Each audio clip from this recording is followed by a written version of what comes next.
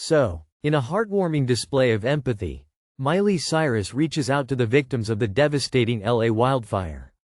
Having experienced the loss of her own Malibu home to a wildfire in 2018, the singer-songwriter truly understands the pain and turmoil the affected families are going through.